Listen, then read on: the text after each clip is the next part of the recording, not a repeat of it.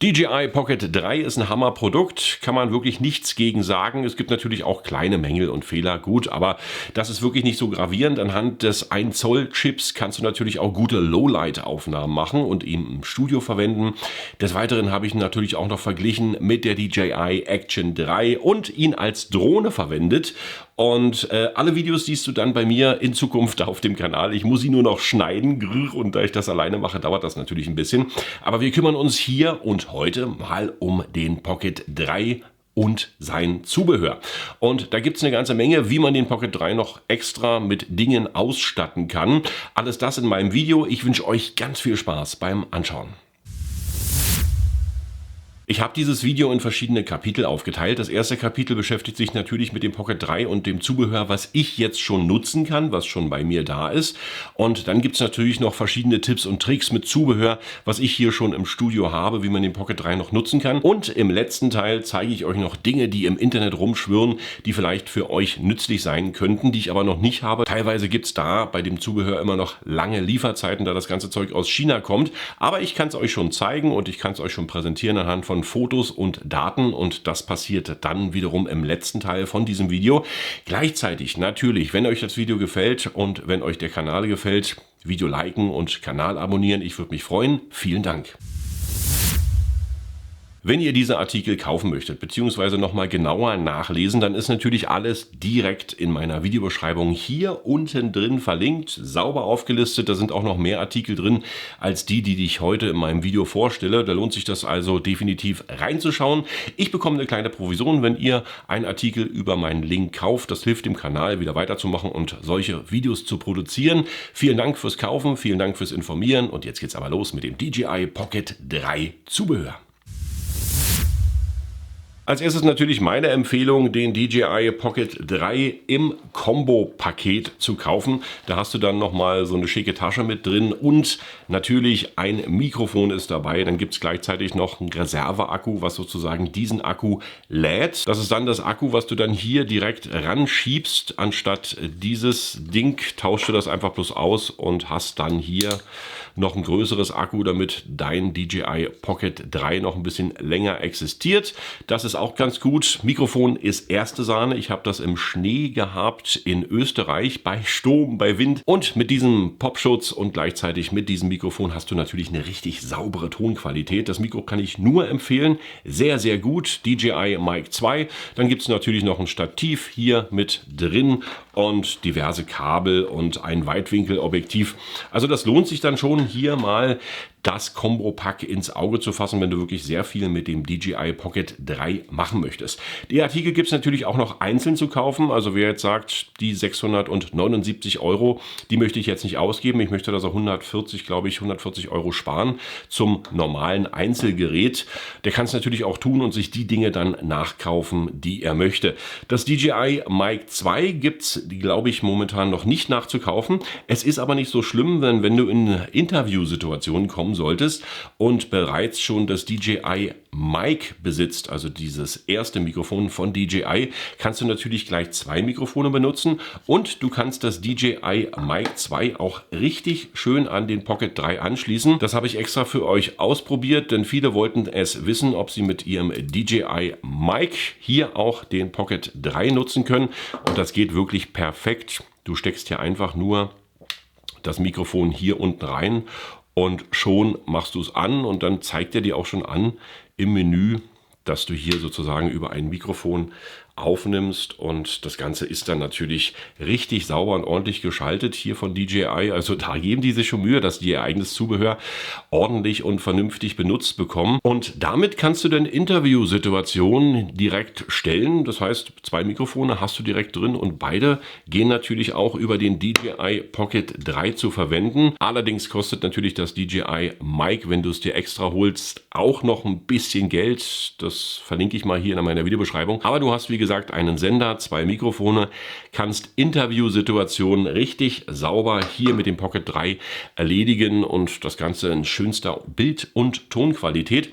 Ist also eine gute Geschichte und wie gesagt, wer sich den einzeln kauft und dann das DJI Mic 2 dazu kauft mit 2 Mikrofonen und einem Sender, der hat dann natürlich auch richtig gute Karten und hat hier auch einen sauberen Ton. Muss ich also, wie gesagt, nicht nur das einzelne im Combo-Pack dazu kaufen, es geht auch mit dem DJI Mic. Eine weitere Möglichkeit in Sachen Zubehör ist natürlich dieser Erweiterungsadapter für den DJI Pocket 3. Du siehst ihn momentan beworben in den sozialen Medien, also wenn ich Instagram oder Facebook anmache, kommt das öfter mal als Werbung.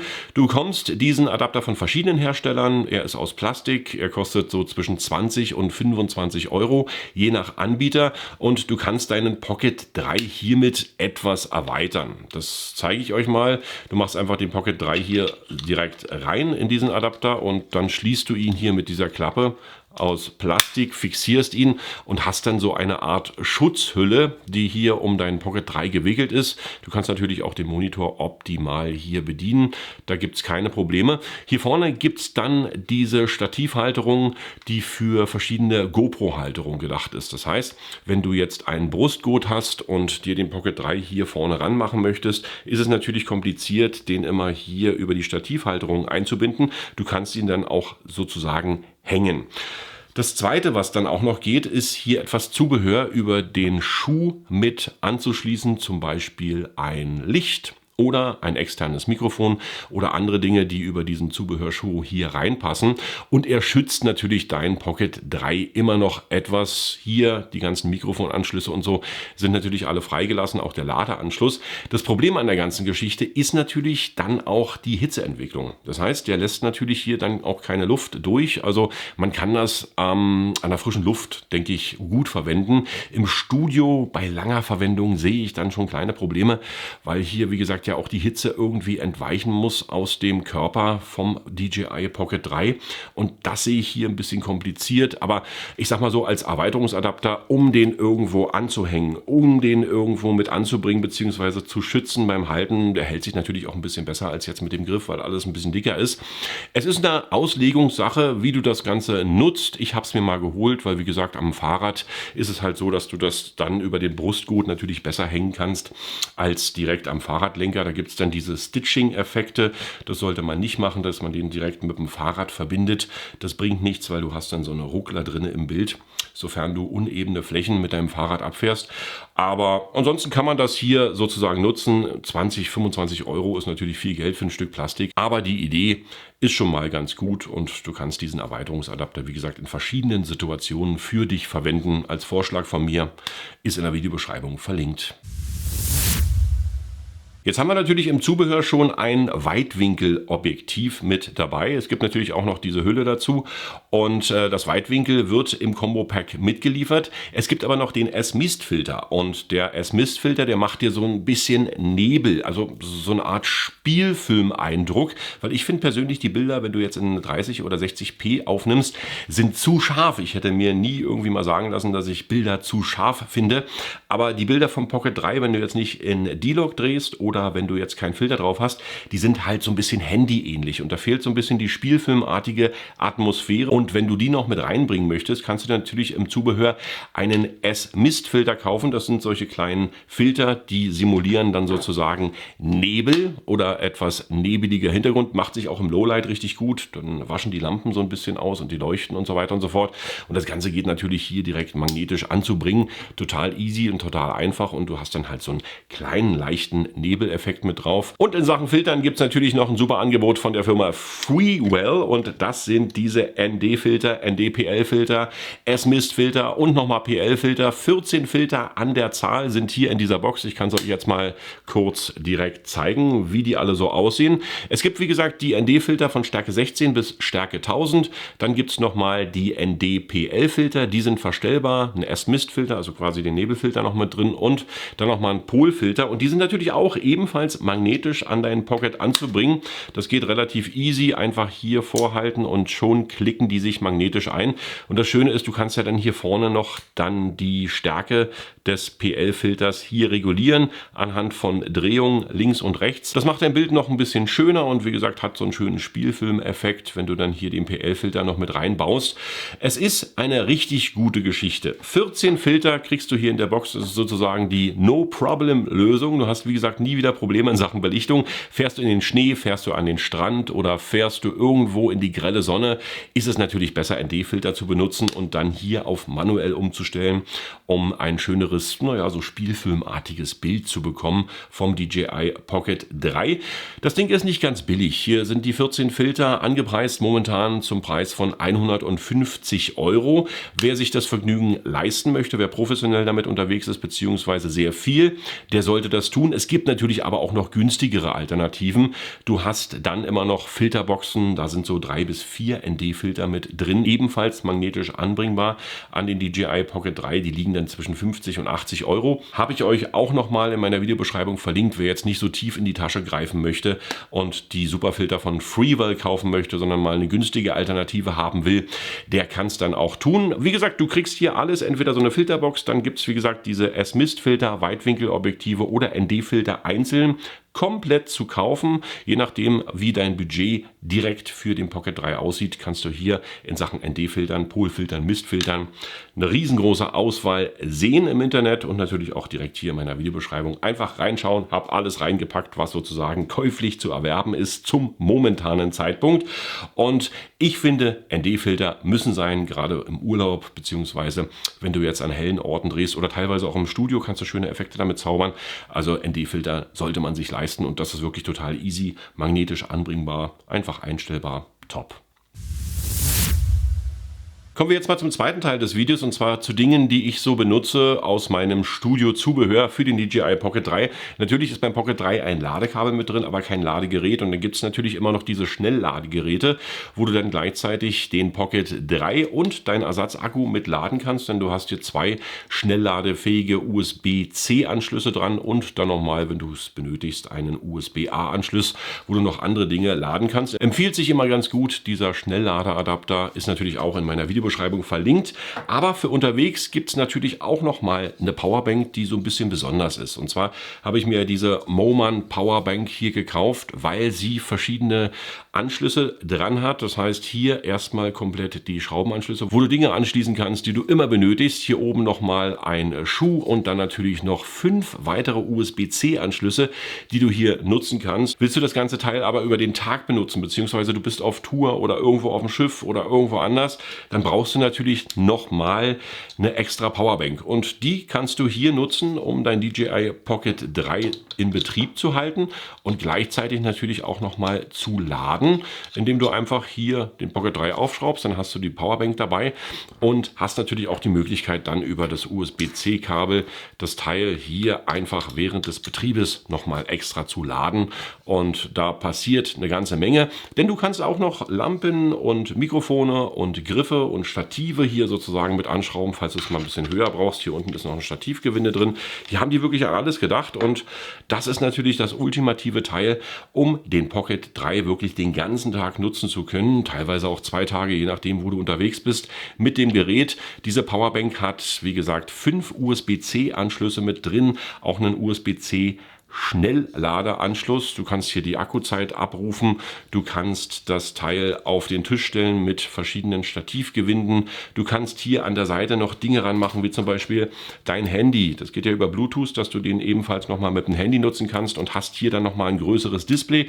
Das kannst du dann hier alles nochmal anschrauben mit einer externen Handyhülle. Ich habe hier die vom iPhone 15 Pro Max. Hier ist noch die Halterung für die Festplatte für das Handy. Das ist jetzt nicht so wichtig. Aber wie gesagt, du kannst dann mit verschiedenen Adaptern natürlich dein Handy hier direkt anschrauben an den Griff und hast dann über Bluetooth dein optimales Bild. Ich simuliere das jetzt mal für euch, damit ihr das seht. Hier an diesen Anschlüssen einfach ranschrauben, da kannst du eine ganze Menge anbringen und schon hast du dein Handy direkt verbunden und du kannst natürlich dann auch das Bild optimal überwachen. Es ist natürlich ein Riesenteil, was du dann mit dir rumschleppst, aber wenn du es brauchst, kannst du es natürlich gerne tun und du hast immer eine Powerbank, die du gleichzeitig als Griff verwenden kannst, die du als Stativ verwenden kannst, die du als Handy-Monitor verwenden kannst, wo du wirklich eine ganze Menge mitmachen kannst. Du kannst natürlich, wenn du jetzt das Handy nicht brauchst und dann im Dunkeln drehst bzw. beleuchtet werden möchtest, dann auch nochmal hier externes Licht mit anbringen über so ein kleines Akkulicht, wenn du jetzt vloggst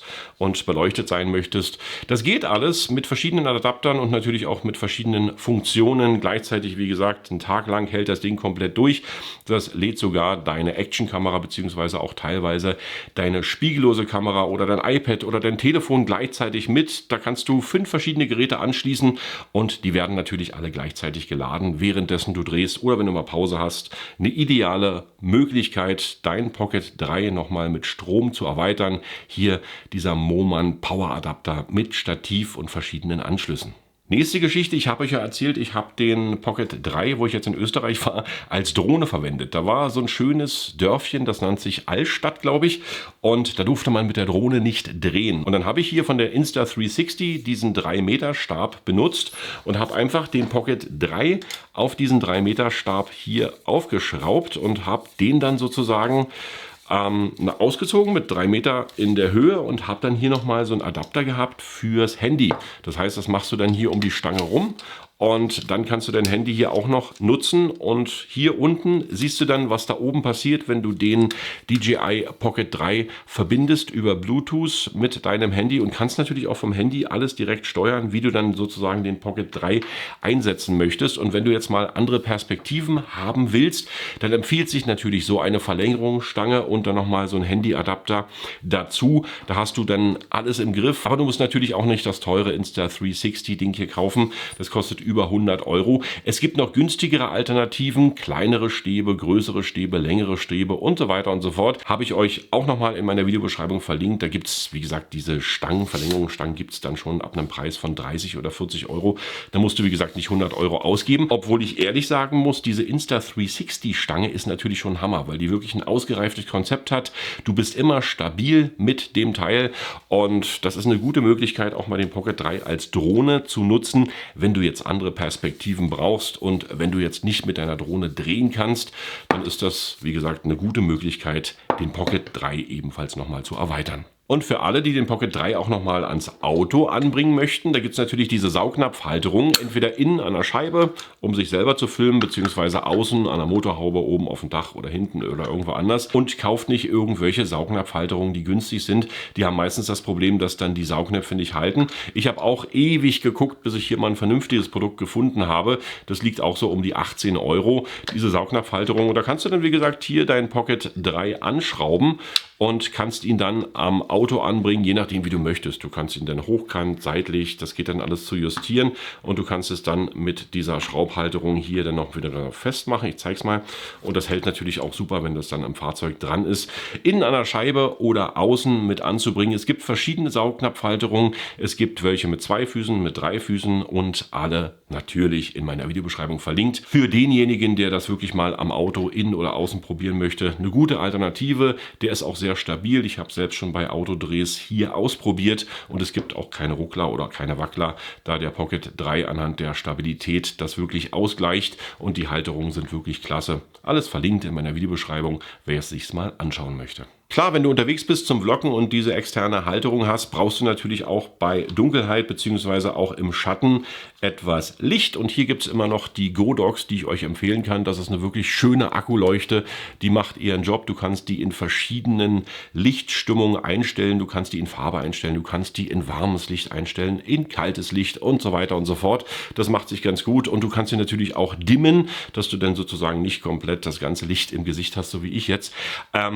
Und das ist eine schöne Möglichkeit, weil du hast digital hinten alles an Informationen, was du brauchst. Du kannst die über den Fotoshow hier am Pocket anschließen und hast wirklich eine schöne, richtig ordentliche Leuchte, die du für mehrere Dinge nutzen kannst. Ist auch nicht teuer. Ich glaube, die liegt so um die 30 bis 40 Euro. Ist in meiner Videobeschreibung verlinkt. Ich habe den Preis jetzt nicht direkt im Kopf, aber wie gesagt, das ist schön leicht und nicht batterieabhängig. Hier hast du einen USB-C-Anschluss, womit du das Akku der Lampe lädst und hier dieses Akku hält Naja, wenn du es auf Dauer benutzt, so etwa 2 Stunden, ist aber eine gute Empfehlung von mir und du kannst hier durch den Erweiterungsfotoschuh natürlich nochmal ein Mikrofon anbringen, wo du dann alles hast. Mikrofon, direkt eine Leuchte und den Pocket 3 geschützt. Auch eine gute Lösung. Was ich dir dringend ans Herz legen möchte, ist natürlich, wenn du den DJI Pocket 3 kaufst, mach auch gleichzeitig DJI Care, die DJI Care Versicherung.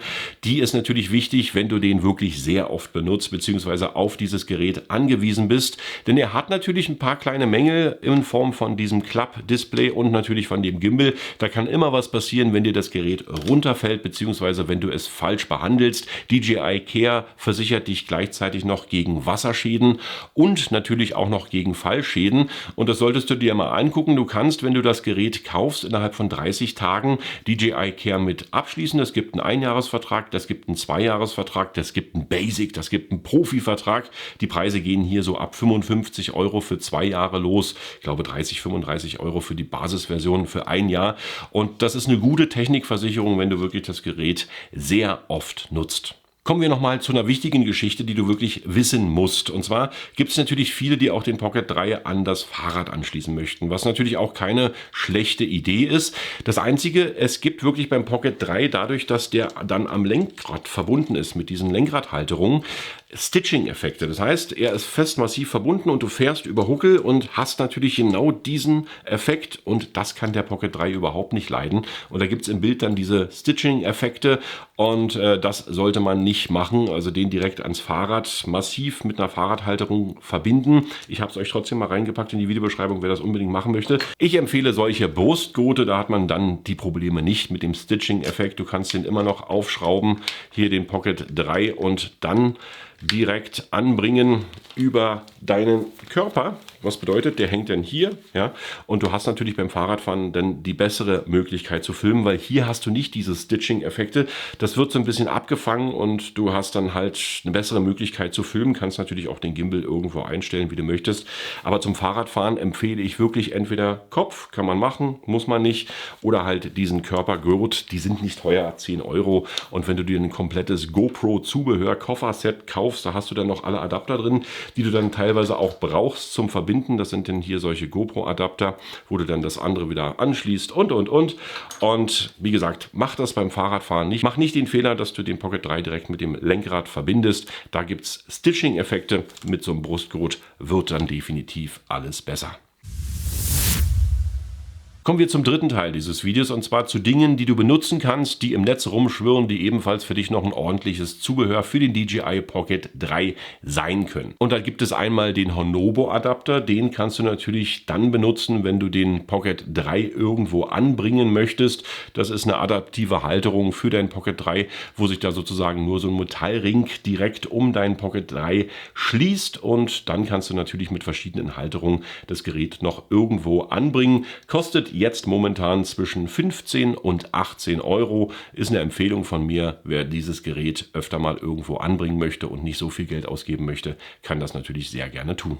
Auch eine schöne Möglichkeit für den Pocket 3, um ihn zu verstauen. Du hast natürlich hier schon eine Tasche mit dabei, aber ich bin meistens der Freund von Koffern. Da sehe ich alles ordentlich und übersichtlich. Hier in der Tasche ist natürlich alles reingeworfen und da musst du dann meistens immer suchen. Und du hast natürlich auch alles ordentlich und sauber sortiert. Und wer auch auf Koffer und Verstaumöglichkeiten steht, der kann natürlich auch mal zugreifen bei dem Angebot von der Firma Star TRC. Ich weiß jetzt nicht, wie man das ausspricht, auf alle Fälle nicht Star Trek. Und hier gibt es einen Osmo Pocket 3 Hartschalenkoffer, wo du wirklich den Pocket reinlegen kannst, das Ersatzakku, die Stativhalterung, noch einige SD-Karten, das Mikrofon. An alles wurde gedacht und wer für Verstaumöglichkeiten hier offen ist und sein Pocket richtig ordentlich und sauber sortiert haben möchte, der ist natürlich mit diesem Koffer ganz gut bedient. Kostet jetzt momentan knapp 40 €. Ich habe es euch ja in meinem Video schon gezeigt, dass es mit Verlängerungsstangen natürlich andere Bildperspektiven gibt und wer vielleicht nicht so die 3 Meter benötigt, sondern mehr so die 50 cm bis 80 cm, der kann natürlich auch hier mal bei dem Pelking Tablet Tripod Selfie Stick mit reinschauen. Hier kannst du dann einen Selfie Stick anbringen an den DJI Pocket 3, das noch etwas verlängern. Du kannst ihn besser tragen, beziehungsweise beim Vloggen hast du natürlich noch die ideale Vlogging-Halterung dazu. Kostet auch nicht viel das Teil, jetzt momentan bei 27 €. Wen es interessiert, alles direkt verlinkt in meiner Videobeschreibung. Was ich mir unbedingt noch kaufen möchte und jetzt leider knapp 1 Monat Lieferzeit hat, deswegen kann ich es euch hier nicht präsentieren, ist dieser Handyadapter für den Pocket 3. Das ist ein Pocket 3 Expansion Adapter. Du kannst gleichzeitig dein iPhone hier mit einfügen und dein Pocket in eine Hülle einbringen und damit hast du dann ein größeres Bild. Das heißt, du kannst mit dem Handy natürlich über Bluetooth dein Bild überwachen, kannst gleichzeitig den Pocket steuern und hast natürlich ein größeres Bild. Wer jetzt gerade Brillenträger sein sollte, beziehungsweise in die älteren Jahre kommen sollte, so wie ich, und das Ganze natürlich gern in groß hat, weil er das Kleine nicht mehr erkennen kann, für den ist dieser Adapter natürlich die ideale Lösung. Mir gefällt er gut, kostet knapp 26 € im Moment, hat wie gesagt momentan eine Lieferzeit von knapp einen Monat und deswegen habe ich mir leider noch nicht kaufen können, kann ich aber empfehlen, weil es arbeitet sich optimal mit dieser Halterung. Denkt bitte dran, ich habe noch mehr Zubehör für euch verlinkt in meiner Videobeschreibung. Ich habe wirklich das ganze Internet durchforstet nach unterschiedlichem Zubehör für jede Anwendung, für jeden Gebrauch. Schaut hier direkt in meine Videobeschreibung rein, wenn ihr Zubehör benötigt. Das ist wirklich das ganze Zubehör, was es momentan auf dem Markt gibt, von der kleinsten Schraube bis zur größten Lampe, über Autohalterung, Adapter für GoPro und für andere Geschichten. Alles nochmal in meiner Videobeschreibung mit aufgelistet. Damit bedanke ich mich bei euch fürs Anschauen. Sehr gern bis zum nächsten Video. Ich hoffe, ich konnte euch ein bisschen weiterbringen in Sachen Zubehör und sage Tschüss, bye bye und winke, winke.